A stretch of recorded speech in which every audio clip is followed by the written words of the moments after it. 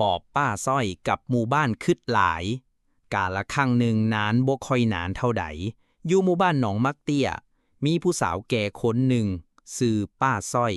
แกเป็นคนบ่มีผัวบ่มีลูก อยู่คนเดียวกับหมาตัวหนึ่งชื่อบุญมี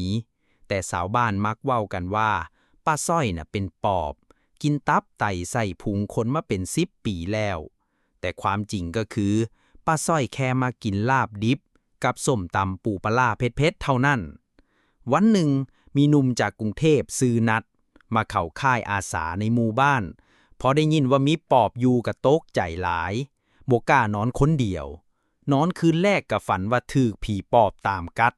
พอตื่นมาเห็นป้าส้อยยืนหาบักหอยอยู่หน้าห้องก็เลยตะโกนลั่นโอ้ยผีปอบเมื่อแรงมาแล้วคนทั้งหมู่บ้านก็เลยแตกตื่นหากันยกใหญ่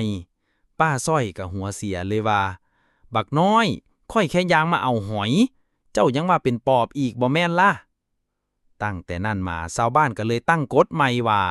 ไผว่าป้าส้อยเป็นปอบต้องไปกินลาบดิบกับแกให้ได้ก่อนจังสิพิสูจน์ว่าปอบจริงบ่จริงนัดเลยต้องไปนั่งกินกับป้าส้อยสรุปคือกินไปได้บักคำเดียวน้ำตาไหลพรากบอกว่าโอ้ยป้านี่คือเผ็ดคือได